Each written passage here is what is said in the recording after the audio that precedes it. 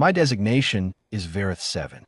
I serve 11 cycles as a senior intelligence analyst for the Collective's Containment and Assessment Division before I filed my resignation. I am writing this account now, in retirement, because the incident at Processing Node Orun-Dahl has never been accurately described in any official record, and I was the analyst who read every hour of sensor data after the fact. I know what the human did. More importantly, I know why, and the why is the part no summary has ever had the honesty to include. The human had been in our custody for 93 hours by the time Containment Supervisor Aldith II called me in. Her exact words, transmitted over the internal relay, were, "We have a situation that does not fit any category in the behavioral index. I need someone who can read an anomaly without panicking." I took that as the compliment it was and arrived within the hour. The note itself was undamaged. I want to be precise about that, because the preliminary report used words like incident and breach in ways that implied structural failure. There was no structural failure. The walls held. The containment fields held. Every lock in the facility remained engaged throughout. The situation was not one of physical escape. It was something considerably more difficult to explain and considerably more difficult to defend against. The human, a male, mid-30s by their reckoning, captured during a survey dispute in the outer settlement band, had been placed in a standard Category C holding cell. Category C is designed for species of human comparable mass and metabolic rate. The specifications call for a sleep cycle interruption protocol, a mild sedative compound introduced through the environmental system every 22 hours, timed to coincide with the subject's biological rest window. The protocol exists because arrested, alert prisoner of any capable species is a management problem. We prefer subjects calm, slightly metabolically suppressed, and cooperative. It is standard practice.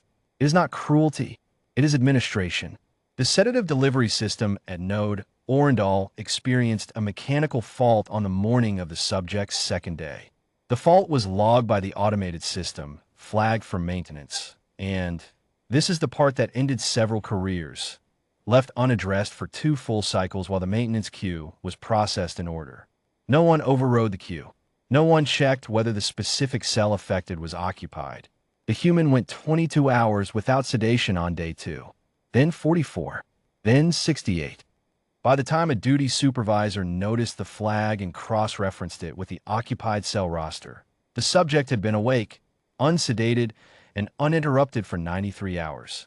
What I reviewed in that room was 113 hours of continuous sensor footage from 6 separate internal arrays. For the first 30 hours, the human was unremarkable. He ate when the feeding cycle activated. He exercised with what I would describe as methodical discipline. Specific repeated movements, structured, deliberate, not the restless pacing of a distressed animal. He spoke to himself occasionally, quietly, in a tone I initially categorized as agitation. I later revised that assessment. He was not agitated. He was maintaining himself. There is a distinction, and it matters. By hour 40, something had changed in his economy of movement. Watching it on the sensor playback, I would not have called it deterioration. His sleep deprivation index, according to the biometric readings the cell was continuously transmitting, was technically within what our behavioral models classify as the impaired function range. Reaction time, the models predicted, should have been declining. Fine motor control should have been degrading. He should, by the collective standard index, have been becoming less capable. He was not. What the biometric data actually showed, and what I spent 3 days rerunning through every analysis tool available to me before I believed it, was that certain neurochemical markers were not declining. They were shifting. The compounds associated with what humans call higher executive function, the deliberative, socially calibrated, forward-planning architecture of their cognition, were measurably suppressed. But something else had risen to fill the space. Older pathways. Faster ones. The behavioral index has no category for it, because the index was built on the assumption that suppressed higher function equals degraded capability. In humans, sufficient deprivation, that assumption is wrong. By hour 60, the human had stopped speaking to himself entirely. He had stopped the structured exercise. He sat in the center of the cell in a stillness I can only describe as predatory, though I'm aware that word is imprecise. His eyes tracked every automated cycle in the room. The feeding port, the ventilation fluctuation, the subtle shift in lighting that accompanied each environmental check. He was not watching because he was nervous. He was watching because watching had become, apparently, the most natural thing in the world to him. He had cataloged the room's rhythms completely by hour 64. I could tell because he stopped looking at the things that never changed and began looking only at the things that did. At hour 78, a maintenance technician entered the cell to manually inspect the sedative delivery unit. The technician was briefed that the subject had been without sedation, but was not briefed on the duration, because the supervisor who sent him had not read the full flag report, only the summary. This was the second administrative failure. It was the one that made the first catastrophic. I want to be accurate about what happened next. The technician was not harmed.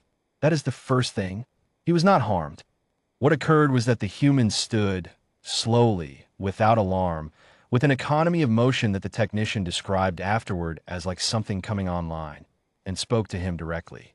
He asked, in measured tones, how long he had been in the facility. He asked whether anyone outside the facility had been notified of his presence. He asked the precise local time. He asked whether the maintenance technician outranked the duty supervisor on the current shift. The technician answered all 4 questions. He answered them because the human asked in a register that did not read as a request. He answered them the way one answers a superior who already knows and is merely verifying. He did not realize he had done so until he was outside the cell, doors sealed behind him, standing in the corridor, trying to reconstruct what had just happened. That is when he contacted Aldith too, and that is when she contacted me. I spent a long time with that footage. I reviewed the hour 78 interaction from every available angle. The human was not aggressive. He did not threaten. He did not perform strength or menace. What he did, and what I believe is the finding that this report has always failed to state plainly, was operate from a cognitive baseline that our models had no preparation for. He had been awake long enough that the social architecture of his mind, the part that negotiates, that considers consequences, that moderates and hedges and adjusts for the feelings of others, had receded.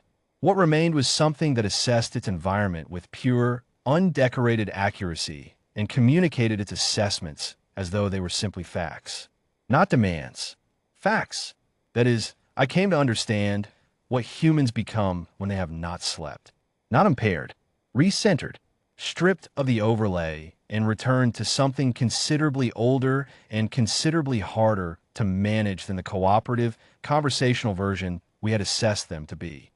We sedated him within the hour, once a properly equipped team arrived with a sealed delivery system. He sat down when they asked. He showed no resistance. He was, by every observable measure, calm throughout. That was the most unsettling part. He had not been trying to escape, or intimidate, or demonstrate anything. He had simply been existing at 93 hours in the state his body had settled into. And in that state, a trained administrative technician had answered 4 intelligence-grade questions without being asked to. My resignation letter cited personal reasons. The actual reason is that I reviewed the extended behavioral literature on human sleep physiology after closing my report, and I found a detail that our assessment teams had apparently never considered worth flagging. Humans evolved in an environment that required them, on occasion, to pursue prey across distances and durations that exhausted the prey entirely. Days. They stayed awake. They kept moving. Whatever cognitive reconfiguration I had documented at 93 hours, the shift away from social executive function and towards something colder and more accurate was not a malfunction. It was the design. We had built a model of the human as a moderately capable, moderately social, moderately dangerous species that posed manageable risks under standard containment protocols. That model was built on data gathered from rested humans. Cooperativa humans. Humans who had been, by our protocols, kept safely suppressed. The model was not wrong. It was incomplete. And the gap between the model and the thing that sat in cell 14 at hour 93 is the gap I could not, in good conscience, keep classifying as an administrative oversight. My formal recommendation, appended to the Orun-Dahl report and subsequently buried in 3 levels of review, was this: no human subject should be permitted to exceed 60 hours without sedation under any operational circumstance. Not because they become violent, not because they attempt escape, because at 60 hours they stop being the version of themselves we know how to read. And at 90, they have become something that reads us instead.